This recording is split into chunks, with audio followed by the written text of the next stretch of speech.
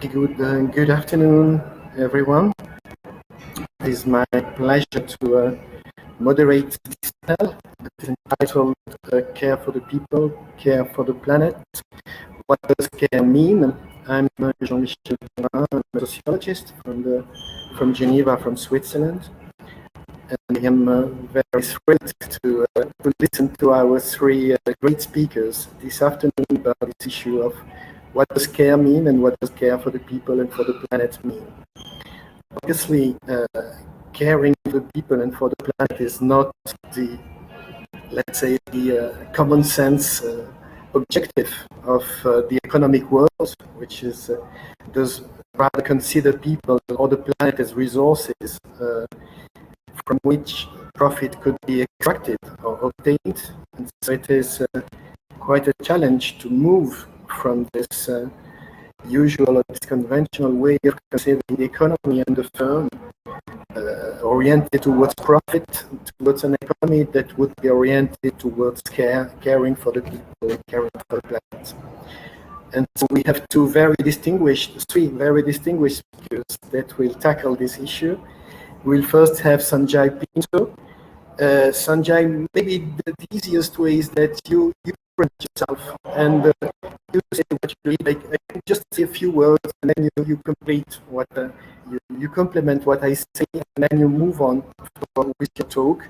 Every speaker will have 10 minutes. If you go a little bit more, 10 to 12 minutes, that's okay. I will not cut you, of course, because we want to have your message up to the end. That will take about half an hour.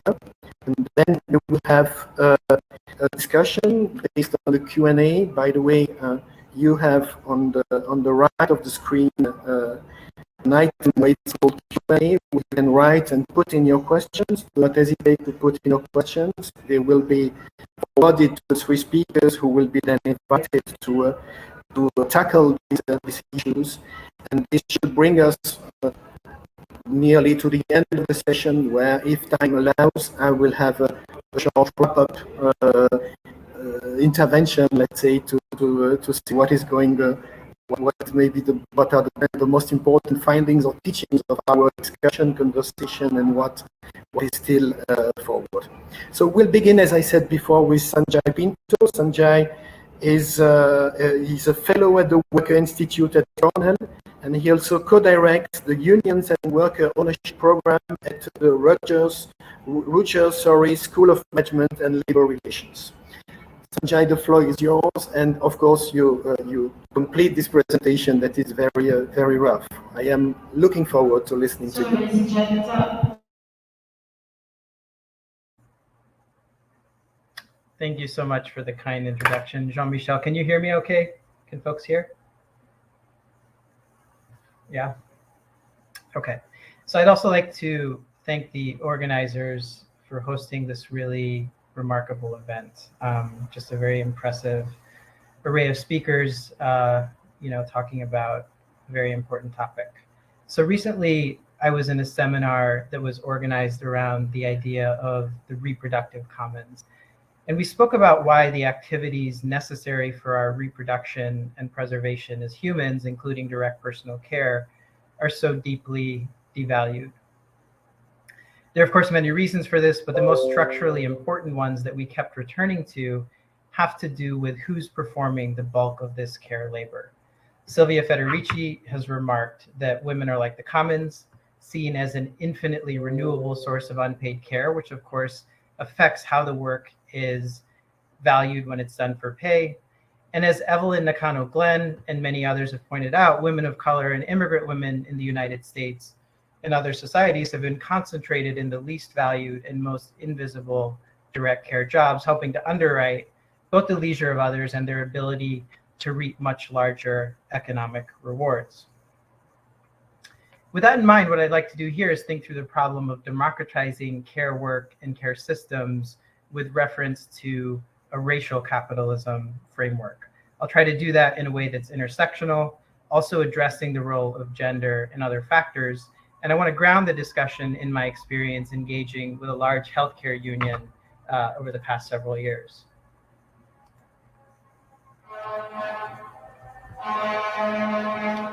So what do we mean by racial capitalism? I'm sorry for the sirens in the background. Hopefully that's not too distracting. So in Black Marxism, Cedric Robinson draws our attention to how racial and ethnic distinctions are used to advance larger processes of capital accumulation. There's an economic dimension to this. Race and ethnicity are used as a basis to extract more value from subordinated groups. And just as importantly, there's a political dimension. Racial differences are reified and used by political and economic elites to obscure parallel experiences of exploitation that could serve as a basis for collective action. In unpacking this political dimension, Robinson builds on W.E.B. Du Bois's discussion of a psychological wage that whiteness affords, even to white workers who are themselves in situations of real economic hardship. Care systems in the United States are deeply shaped by these dynamics. I want to focus specifically on how this shows up in the role of the state to help set up where I'd like to go with this discussion. Historically, the wages of whiteness captured by Du Bois have ruptured emerging progressive coalitions at various moments in our history, including in the late 19th century when the Populist Party was gaining steam. And this is a key reason why our social policy here is less decommodifying than in many other places, and our systems for social care are so weak. Women of color in particular confront a host of inequities that have been very much reinforced by the state. They have faced steeper barriers to accessing the care they need for their own families at the same time that they're tracked into direct care jobs. And the grounds for exploitation has been enshrined into law and policy through racialized exclusions from basic labor and employment protections in the case of domestic workers, and low reimbursement rates that constrain the wages of those providing publicly funded direct care services, including home-based workers as well as family child care providers.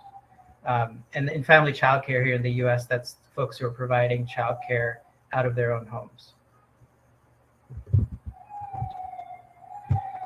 So a variety of movements have emerged to confront these inequities: the welfare rights movement, domestic worker organizing led by women of color. I'm going to focus here on the union movement and specifically on the efforts of one union to build power and voice for frontline paraprofessional healthcare workers. In the post-war era, during the heyday of industrial unionism here in the United States and in other advanced democracies, 1199 SEIU, as it's now known, really had to start from square one, challenging the gendered and racialized devaluation of this labor and asserting that it was in fact real work. Organizers linked the union's efforts to the civil rights struggle and used the tactics of that movement, including sit-down strikes, in order to raise visibility. Over time, the union has expanded from pharmacies and hospitals into nursing homes and home-based care. It now exerts formidable power for its 400,000 members, which includes in many cases improving those exploitative reimbursement rates at the state level. Long story short, challenging some of the inequities of racial capitalism has been part and parcel of the union's efforts to improve standards and advance democracy in this sector. With that said, the terrain is shifting. The changes confronting this union are quite different from those facing industrial unions that see jobs moving away to other regions, often, in the United States to the US South or the global South. But they come back in a broad sense to the problem of corporate power that we've all been grappling with here over the past 3 days. In nursing homes, for example, privatization, including the increased incursion of private equity, has often made bargaining good contracts more challenging. And private equity firms in particular have been known to shut down facilities with little concern about what that means for workers and communities. So it's in this context that the union has launched a co-op exploratory committee that I've had the opportunity to engage with over the past few years. The committee is looking to create unionized worker cooperatives within the long-term care sector, building on the example of a large union co-op home care agency with which the union already has a contract. It's actually the largest co-op in the US with more than 2,000 members.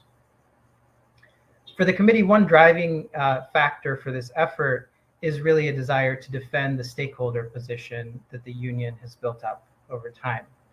With many employers becoming more hostile, advancing worker ownership and control is seen as a way of preserving access to good jobs and critical services, including in communities of color that are often deprived of these things.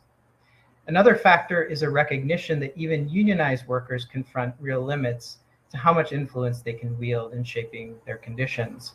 Co-ops are also seen then as a way to deepen democracy and amplify the voices of workers whose knowledge and wisdom have been systematically devalued in ways that I've talked about. So to conclude, what I'd like to do very briefly is to use this example as a kind of jumping off point for thinking through the broader challenges of democratizing work in the care sector. One fairly obvious point that emerges from what I've been saying is that organized labor can help to put the movement to democratize work while also advancing racial and gender justice. Unions everywhere find themselves increasingly on the defensive, but in the United States, it's precisely the depth of this predicament that has led some unions, including several unions of care workers, to consider ways of deepening workplace democracy that go beyond traditional collective bargaining. The second point, drawing also on the strategy of the union that I spoke about, has to do with the potential role of government in setting the conditions for workplace democracy and improving different kinds of working standards. As others have pointed out at this meeting, a lot of the discussion around valuing essential workers amidst the pandemic is merely rhetorical, but there are real opportunities to invest in care infrastructure. And one such opportunity in the United States now hangs in the balance, as many of you probably know. These kinds of investments could potentially be leveraged to support the development of models that are more directly accountable to workers and communities, and to reverse rather than reinforce the racialized exploitation that has long persisted in care and other systems. Finally, for this kind of project to really take off in the care sector and in other parts of the economy would require, I would suggest, contending with the wages of whiteness that Du Bois identified nearly a century ago as a barrier to progressive change.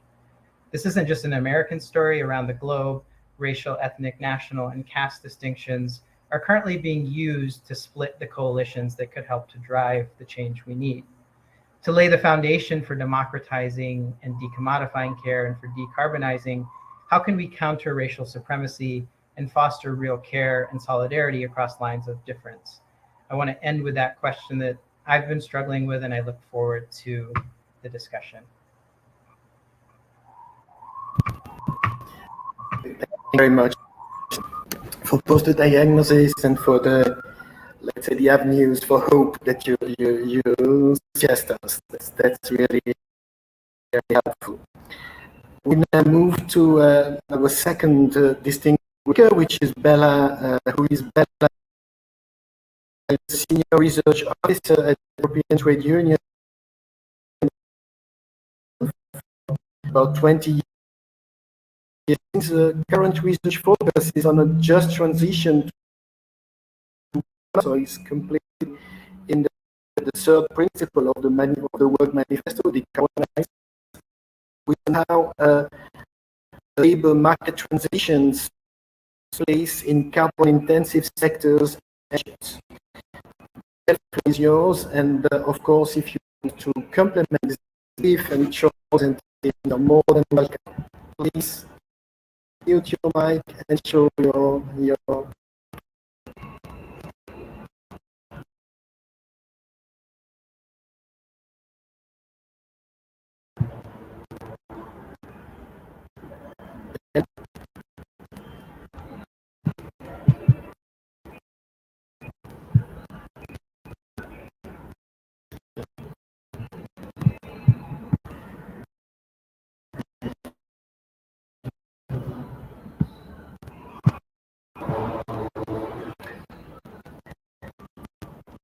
I don't know if I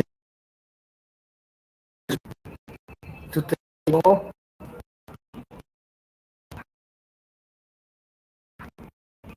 Such we should move to our and we will come.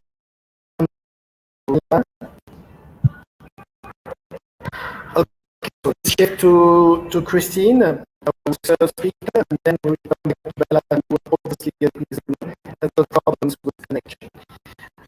So Chrisitne is a postdoctoral researcher in for this. The Capitalism and the University of Antwerpen in Belgium. The flow in the Center for Sustaining International Sustainable Development in Ghana.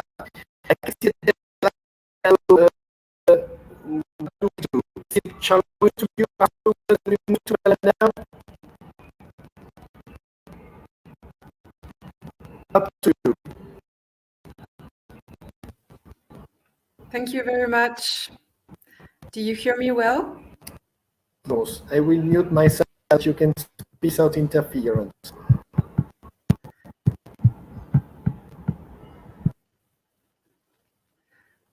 Okay, great, perfect.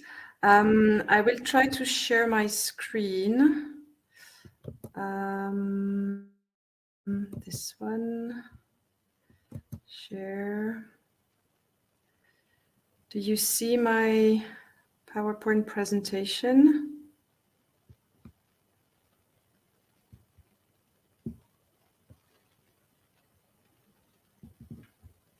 Not if you see it. You do not see it, or you do see it?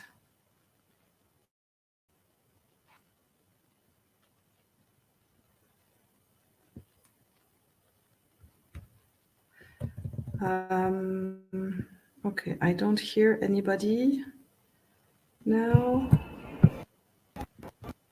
I have Sanjay.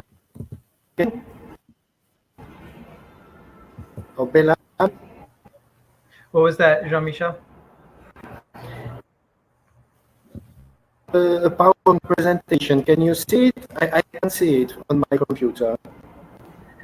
No, I can't. Can you see my PowerPoint?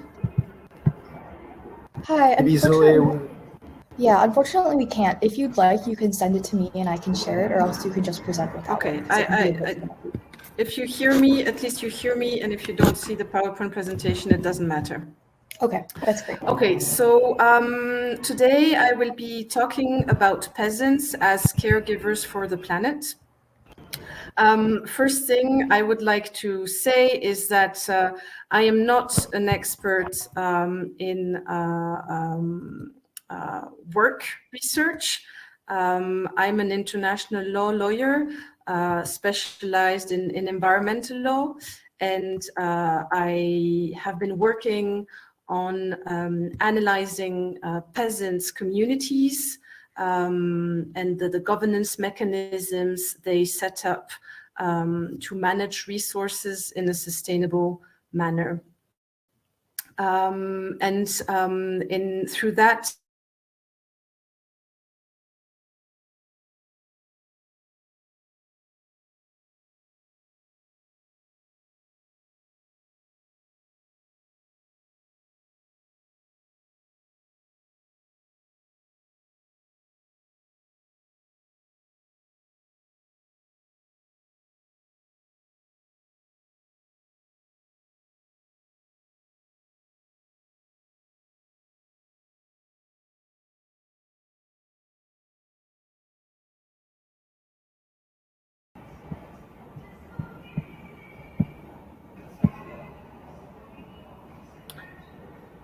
Christine, we can see the slides, but I think we can't hear you. You should unmute yourself.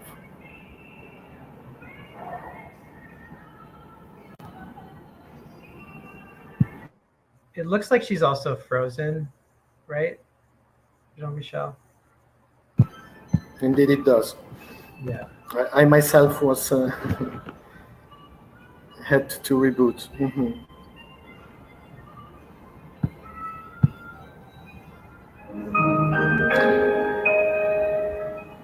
So we'll wait a little that she comes back, and in case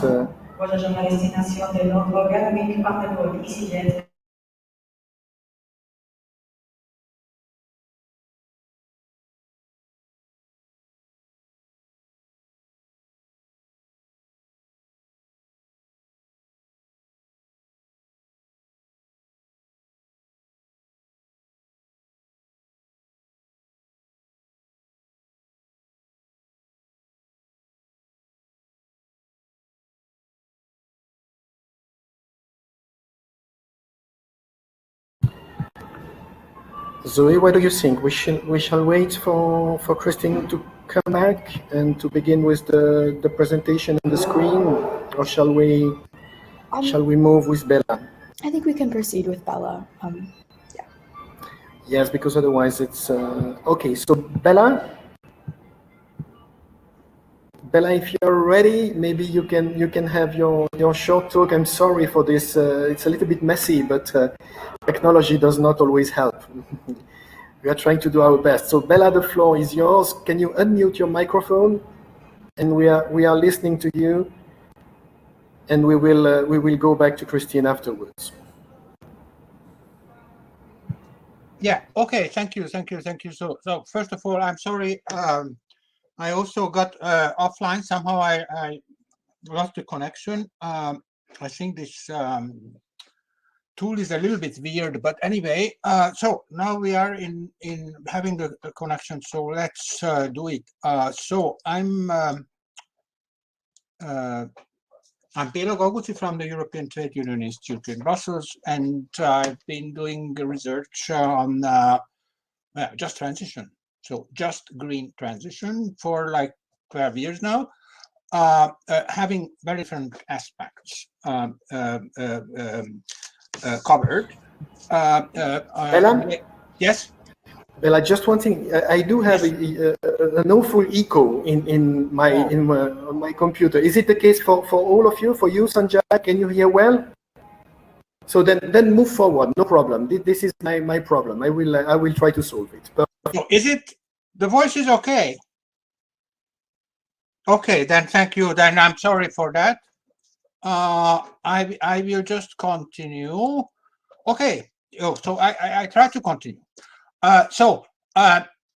In the context of this panel, we are talking about care for people, care for the planet, and in this context, we are talking about, or I'm talking about, the decarbonization, and what a challenge decarbonization is for humanity, and also in particular for workers, and how trade unions deal with that. First of all, there are so many issues here that it's actually really difficult to wrap it out. But there is one central question: do we have an environment jobs dilemma, planet jobs dilemma? Often it seems to be the case. Yeah, this is an apparent conflict. And this has to do a lot with the different perception of risk and the different levels of inequality. So let me make this a little bit clearer. So when it is about climate change itself, the effects of climate change that can be devastating, as we already experienced in many parts of the world. At the same time, the link is not a direct one. So there is no direct link between my behavior, my consumption, my work, let it be in the steel sector or the car sector or in the care sector, and the consequences of that in terms of carbon emissions, and then in terms of heating up the planet. And the devastating effects of the climate change are also likely to come at a later stage, like 20, 30, 40, 50 years. And we don't know where exactly. We only know that different parts of the planet are affected differently, and there are certain regions that are suffering and will suffer more. But there is no direct link, and that makes it difficult to make. And what we also know that climate change itself, together with environmental degradation, are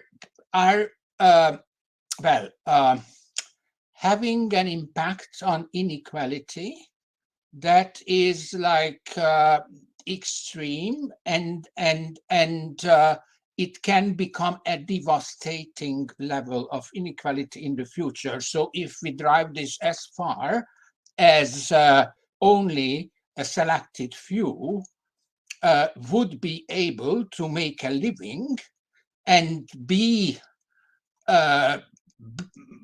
have a life on the still habitable part of the planet. So you can imagine what inequality that would mean. But even apart from that, we know from literature and research that the current effects of climate change that are all much milder than with what we would be confronted with are also hitting the vulnerable people much more.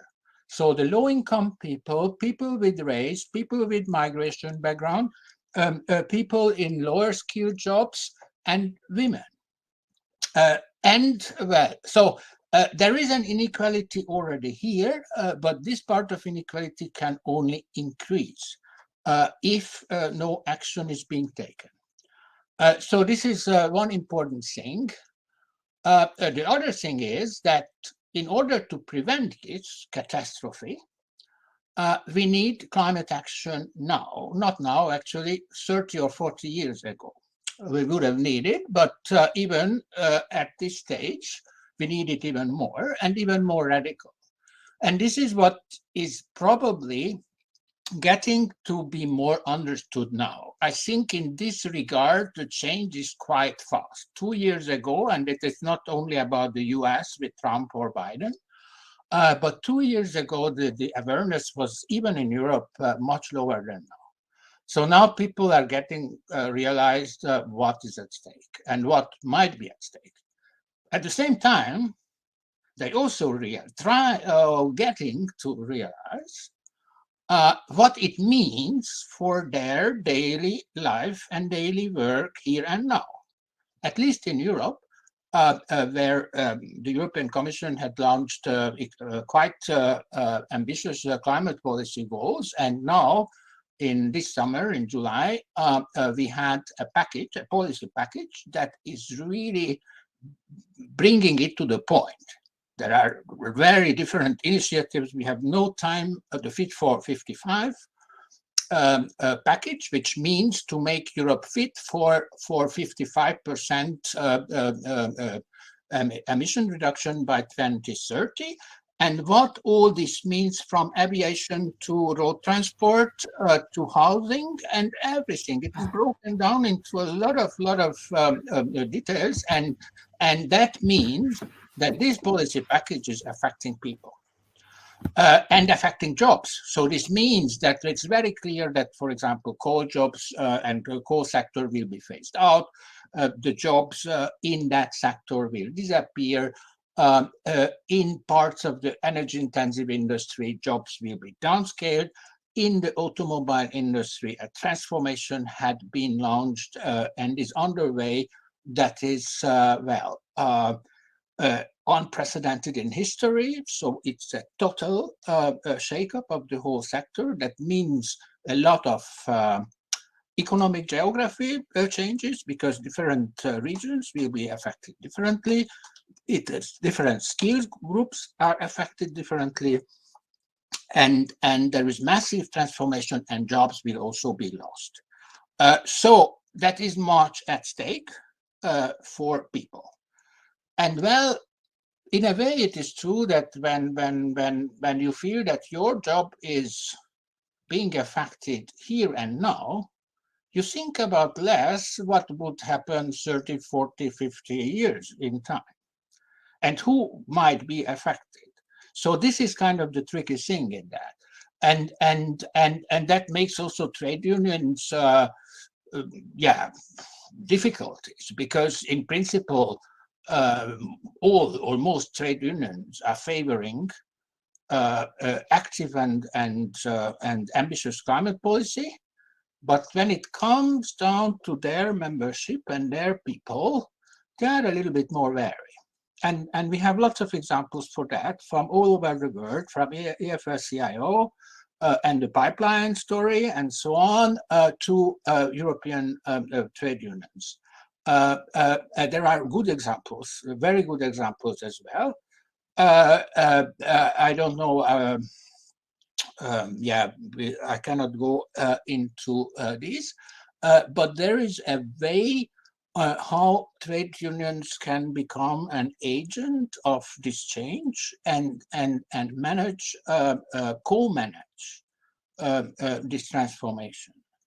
Of course, it is useful and it is an advantage if there are industrial relation structures given, like in Europe, in many countries, we have co-determination systems where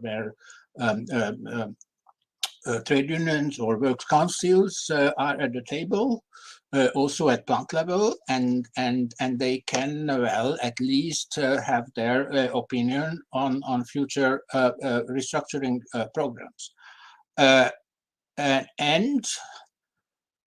Probably the most important thing is that we need just transition policies from the policy level, because we have to know that the climate policy itself is a policy I'm talking about, is a policy-driven process. So it is not like any other restructuring we had before, like globalization or digitization or massive changes like that. This is the decarbonization is a policy-driven process. We have set targets. We have to change our economic model within a very short timely framework. So this is where policy is in the driving seat. This means that policy, state, governments have a responsibility for the effects of this process as well. So that means that there need to be a policy framework that we call, or is often called, just transition. It's easy to say, and it can be seen as an empty, hollow term, but it can be very, very concrete. It means practically three things. The one is labor market transitions, how people are moving from one job to another, in particular when they are losing that job. What happens to the regions that are deeply affected? And that means, of course, that it's not only the workers who are affected by this, but everybody in the region. So it's kind of a regional and industrial policy issue, beside being an employment policy issue. So this employment change is the one thing. The other is the distributional effects of climate policies, because climate policies are affecting the lower income population more than the rich. Now we have this gas crisis in Europe. I don't want to talk about it now, but this is a very clear reminder that well, we can have real problems here, and those who are affected are the poor and the low income people. So distributional effects are the second, and the third is social investment. Social investment, that means investment in skills and human resources, because that is a very important aspect of managing this green transition. So by this remark, I ended up. I think I'm over the time limit now. So thank you for the attention, and any questions, welcome. Thank you very much, Béla. I had always this kind of echo that was disturbing me, but I think I could get the most important. Oh, sorry for that. Thank you very much. This is my point. This is my technological problem. Don't worry about this. So we now move without any transition to Chrisitne, and we are looking forward to her presentation, maybe with her slides. Chrisitne, the floor is yours. Yes. Hi. Do you hear me well now? Do you hear me? Hello? We hear you perfectly. At least me. Oh, perfect. Okay, thank you. I'm really sorry. I'm in the middle of the French Alps here, so its connection is very, very complicated. I'm actually here visiting shepherds, peasants for my work. So it's not easy. But so today I will talk to you about peasants as caregivers for the planet. Thank you, Zoe, for putting on my PowerPoint. You can move on to the next screen. So I just want to let you know that I'm not a researcher working on work questions. I'm an international lawyer working on environmental and biodiversity issues. And I do not see my PowerPoint, Zoe. I don't know if others see it or not. We can see it, Christine. It is page 2 of your PowerPoint. Oh, you can see it. Maybe Okay. try to move on. Oh. No worry. Okay, I will move on. So I'm sorry, I'm here disturbed with colleagues entering this room. So I would like to talk about the United Nations Declaration on Peasants' Rights and people living in rural areas. The reason why I want to talk about this declaration is that it is a very interesting instrument which puts into relation peasants and the role they have as agriculture workers and land workers, and the conservation of biodiversity and also of cultural biodiversity. You can move on to the next slide. So this declaration is interesting because it mobilizes a human rights framework, which is a classical framework that many of you know, but that is used to promote this relationship between peasants and our agricultural environment. And it recognizes this special relationship and the interaction between workers of the land and other living elements, plants and animals. That serves our well-being. Next slide, please. There is a special recognition also for the role of women. As you may know, women are very important in rural activities. They, of course, also are very important in taking care of families, in feeding them, and all of the care work that is not valued, as Sanjay said earlier. Next slide, please. So this special relationship between peasant and nature is recognized in different parts of this declaration, and I will not go into details because we are a bit late due to the problems, but you can read it on my slides or go to the United Nations Declaration online and find it. What is interesting is that peasants are identified as a group of workers which are vulnerable, and therefore they need extra recognition for their rights in order to support a decent living. In this declaration, Article 1 defines who are the workers, and so there are a great varieties of different works that are related to food and agriculture dimensions. Next slide, please. And so I would just like to conclude by saying that this declaration, by setting this list of various human rights, it really aims to protect the peasants' works as food and agriculture producers. So you can find this, for example, in its Article 13 on the right to work, or its Article 14, which defines right to work in safe and healthy conditions. But also it protects this relationship between this specific stakeholder, peasants, and the biodiversity. And for example, in its Article 18, the right to conservation and protection of the environment is stated. And then you have another list of rights, the rights to land, the rights to water, the rights to seed, that also reinforces the importance of this relationship between peasants and nature or Mother Earth. So all these rights enable peasants to practice their work respecting biodiversity, but also respecting the cultural identities of these peasants' communities and their beliefs in other cosmologies, which is, I think, extremely important. So it enables to apprehend the interrelations of the living beings on the planet, human and non-human, in a very careful manner. So the recommendation is that states should carefully implement this declaration in order to support a decarbonized, decommodified, and democratized food and agriculture production. I thank you very much.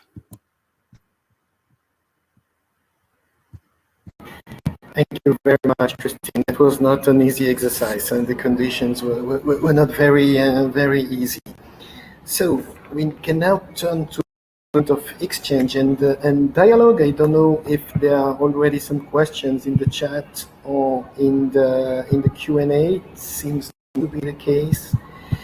In this, and then ask some questions to our speakers.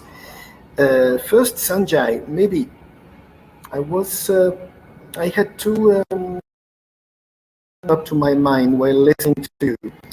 Is that to what extent can the practices and the issues that you mentioned that mainly were focusing on the fact of increasing the voice through the action of unions, increasing the voice or giving voice to the workers, sectors, how can you connect, or how can you of such democratization, if you want, in terms of decarbonization? Because I think you used the word once, and maybe if you could elaborate on the link that there could be between this taking voice, this unionization, democratization, and the issue of decarbonization, that would be maybe helpful for us. And the second issue that I had is when you mentioned the challenges, you mentioned the issue of investment in care infrastructure and how this could bring about new models that would be more accountable to workers and to communities. And you said that you had some of how it could, maybe one example that was going in this direction. So maybe can you give us a little bit more food about what is these. Is this, are they clear, Sanjay? The two questions? Not easy, Yeah. but clear. So Jean-Michel, when I've been able to hear what you're saying, it's very clear. Okay. But you're coming in and out. So I think I've deciphered, kind of the gist of what you were getting at. Both very good questions. I also see a question from Aiden. The name of the union is 1199 SEIU. That's Service Employees International Union. Just to answer that question. So I got two questions. Just and please clarify, Jean-Michel, if I didn't capture it. So one of the questions is around thinking about what I was talking about in the care sector. How could this also apply to questions of decarbonization and sustainability? Question number one. Question number two was about investment, right? Like investments in infrastructure, just talking a little bit more about that. Is that correct? Okay, cool. Okay, so I think that Béla can actually speak a lot more than I can about the first question. But I think one thing that I would say is that in the US, there's currently a fair bit of organizing by unions to really get on the front foot in being a part of a just transition, right? And so, of course, historically, you've had situations where unions have been reluctant to get on board with a sort of green agenda because it's seen as something that would kill union jobs. But now you have a number of unions that are trying to figure out how can they create good jobs in growing sectors like renewable energy, et cetera. And what I would say is that, one factor that kind of connects my discussion, related to the care sector and what Béla was talking about, also, what Christine was speaking about, is that there are really multiple stakeholders involved. There are the workers, right, who need good jobs, which is a central problem of our time that this conference is trying to address. But also, in the case of the healthcare union that I was talking about, amid the pandemic, people really needed access to critical services like home-based care, right? Seniors who were in their homes often had no other kind of connections to the outside world. And so just like care is a set of activities where, workers have a real stake, and so do, just in general, members of the community, I think, thinking about decarbonization and issues of sustainability, that's another area where you have multiple stakeholders involved. We all have an interest in, of course, a planet that can support us and generations to come. And so I think one of the really important things to think about is building coalitions that involve labor, but that also extend much more broadly. And then, to the second, so that's kind of a very general answer to your question. But to the second question on investment. So what I was referring to is in the United States Congress right now, I haven't followed what's been happening in the last week or two, but there's in motion a potentially really large investment in our infrastructure. And one of the questions is whether care will be included in that. Because traditionally care has not been seen as part of, our infrastructure, which is related to what I was saying before about the way in which it's been devalued. So I think that one of the ways to think about, how we can support the kinds of models that I was talking about is, of course, to focus on what's happening at the enterprise level, but also to think about the larger ecosystem, the kind of investment that we would need to really build these models at scale. And so if we were to see, the kind of investment in care infrastructure that hopefully will happen, that kind of, those kinds of resources could be used to really support the development of more cooperatives like the one that I was mentioning in the Bronx, which has, it's a home care cooperative with more than 2,000 members. And I think the second point is that a lot of the challenges actually can't be addressed without a really strong role for government. So home care cooperatives are really good for their workers in a lot of ways. They promote greater job stability, which is also better for people who need care, right? It results in greater continuity of care. But even cooperatives which are focused on improving standards for workers, they have very little room for maneuver around pay because that is set by reimbursement rates, right? And so unless we connect, what's happening at the enterprise level, with much larger, questions of investment, we can't really enact the systemic change that we need. And I'll stop there. Sorry if that was a bit long-winded. Okay, that is very, very helpful, Sanjay. Just one question that was in the Q&A and that was for you. So what was the name? It was an mention. What was the name of the union that you mentioned in the introduction? Yeah, it was 1199 SEIU, Service Employees International. Okay, Aidan, did you get it? We made forward it. Okay, great.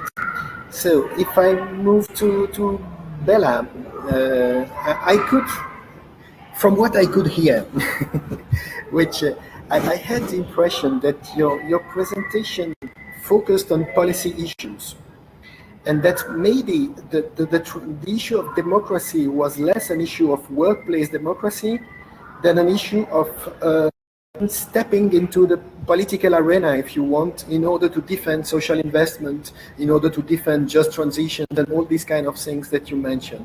Is that right? Or how would you connect the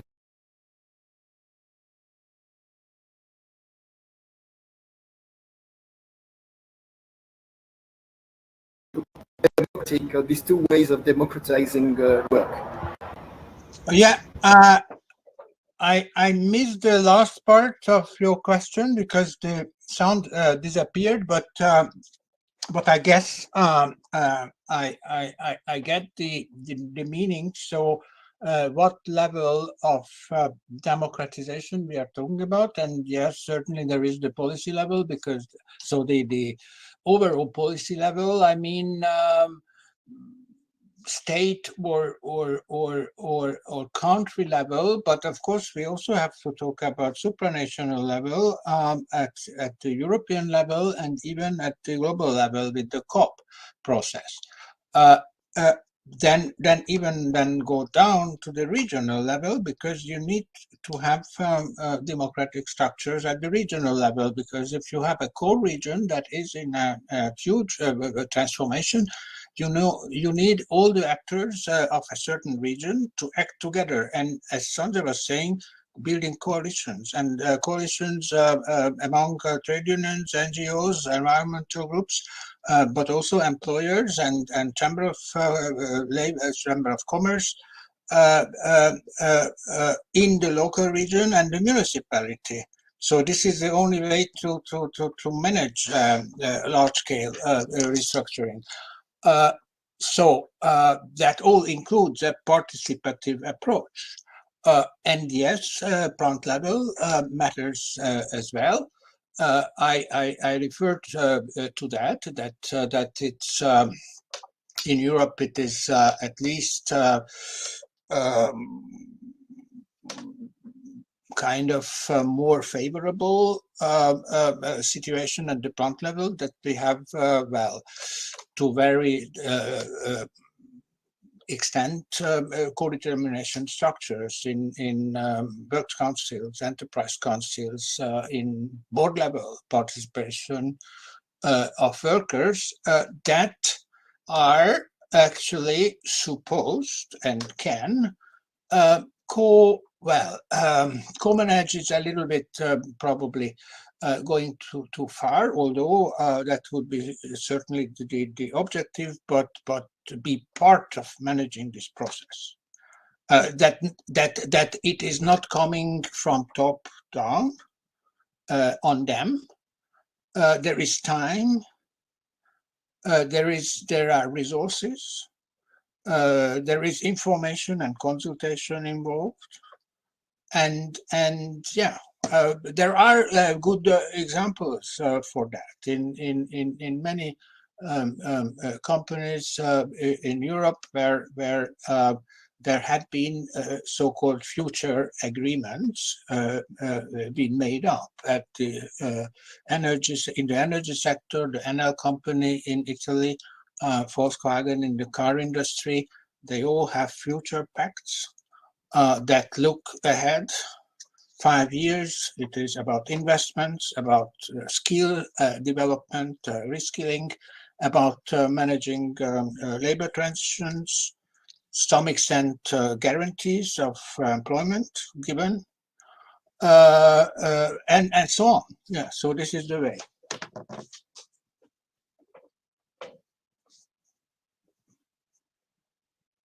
Thank you very much, Béla. And then for Christine, you had to be very quick, certainly too quick, and so I would like to ask you about the democratization component of the declaration. So to what extent is this idea of democratizing work present, and how is it implemented? And what kind of suggestions can we find in the declaration that you presented very quickly? I'm so sorry for this. I mean, there was so much in what you wanted to say and so little time. This was really a pity.